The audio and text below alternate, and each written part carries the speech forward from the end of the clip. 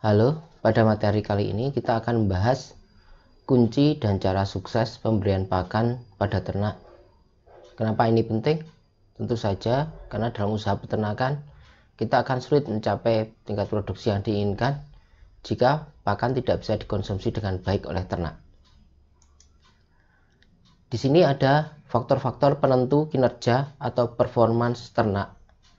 Yang pertama adalah faktor genetik. Kemudian yang kedua adalah faktor lingkungan. Yang keduanya nanti akan menghasilkan faktor kinerja. Kinerja di sini berarti ditentukan bagaimana genetik ternak, apakah dia mendukung kinerja yang baik, dan juga lingkungan yang bisa memunculkan potensi genetik yang baik yang ada pada ternak. Potensi lingkungan diantaranya adalah pakan, ya. Bagaimana pakan bisa menentukan potensi genetik bisa muncul. Kita bisa lihat contohnya misalnya pada sapi FH yang responsif pada pakan berprotein tinggi, dia akan mampu menghasilkan susu lebih banyak jika diberi pakan yang sesuai dengan kebutuhan tubuhnya. Tapi mungkin ada juga jenis genetik sapi tertentu yang kurang responsif pada pakan yang baik, sehingga di situ mungkin tidak bisa kelihatan dengan jelas bagaimana kinerja yang dipengaruhi dari pakan, sehingga faktor genetik ini salah satu merupakan faktor yang penting, tidak hanya lingkungan atau hanya pakan dalam hal ini untuk menghasilkan kinerja. Nah, faktor lain selain pakan yang menentukan munculnya kebaikan genetik yang sudah dimiliki oleh ternak adalah manajemen.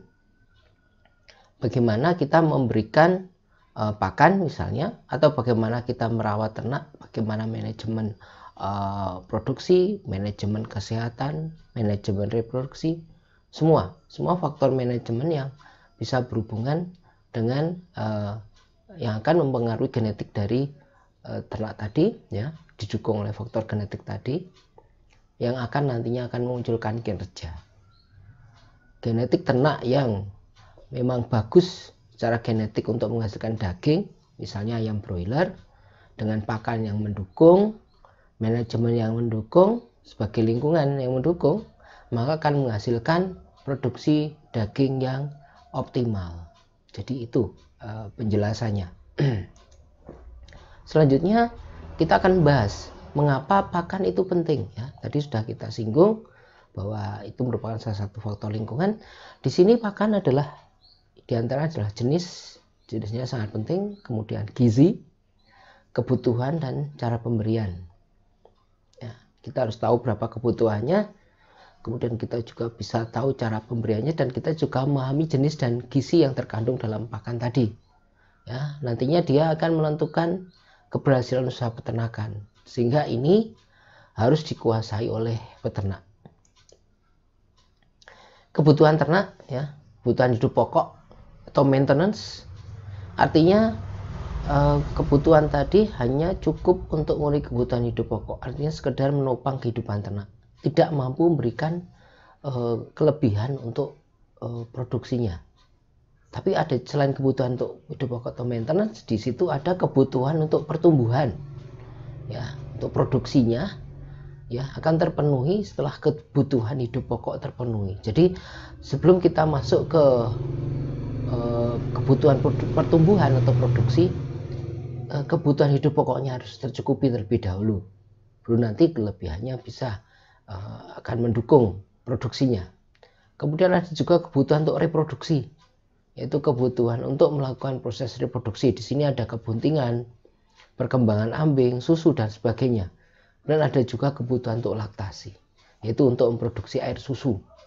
Dan kesemua ini, ya, kebutuhan berbaik pertumbuhan, reproduksi maupun laktasi, itu hanya bisa terpenuhi setelah kebutuhan hidup pokok ini terpenuhi terlebih dahulu. Ya, jadi cukup jelas. Baik, kita bisa lanjut. Kebutuhan pakan di sini sehingga akan dibutuhkan untuk menghasilkan kinerja atau produksi yang optimal. Produksi terdiri dari produksi kenaikan berat, ya, average daily gain atau pertambahan berat badan harian. Dan ada produksi susu, ya, untuk ternak perah, dan juga kapasitas kerja jika ternak tadi digunakan untuk bekerja. atau dijadikan sebagai tenaga kerja. Cara menghitung kebutuhan pakan ternak itu adalah 10% dari berat badan, ya. Dan ternak sapi dalam contoh ini ya, dengan berat badan 200 kg, itu artinya membutuhkan 10% kali 200 kg berat badannya, sehingga dia membutuhkan per hari adalah 20 kg pakan. Nah, jenis-jenis pakan apa saja yang bisa kita berikan untuk sapi yang 200 kg tadi, 20 kilonya tadi terdiri dari apa saja ya, sebagai pakan ruminansia itu kita bagi menjadi dua, yaitu pakan hijauan dan pakan konsentrat ya. Pakan hijauan itu terdiri dari rumput, leguminosa, dedaunan atau ramban, dan juga limbah pertanian. Untuk konsentrat itu adalah konsentrat sumber energi dan juga konsentrat sumber protein. Kita bahas satu-satu. Untuk rumput itu terdiri dari rumput lapangan, raja, gajah, kolonjono, benggala. Untuk lamtoro ini masuk ke leguminosa ya, turi, lirisidia, dan kaliandra. Untuk dedaunan atau ramban itu ada contohnya daun nangka, daun pisang, daun pepaya, daun ketela pohon.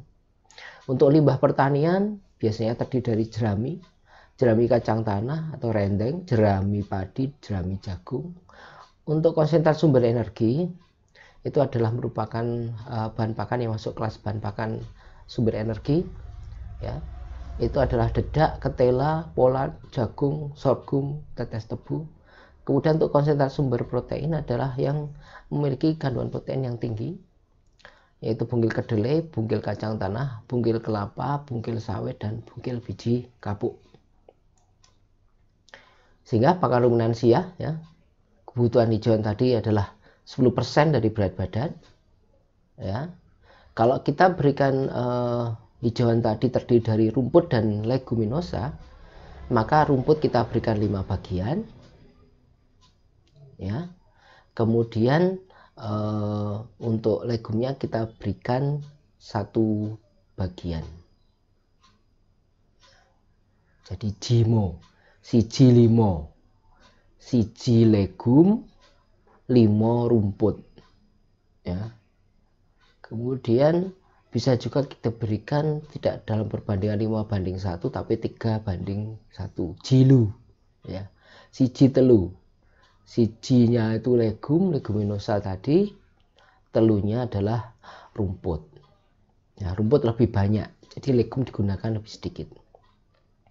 Pakan tambahan itu adalah 2% dari berat badan ya, terdiri dari campuran dedak, jagung giling, bungkil kelapa dengan perbandingan 2:1:1. Ini contoh ya, yang kalau kita mau membuat pakan tambahan sendiri bisa menggunakan dedak, jagung giling, dan bungkil kelapa ya.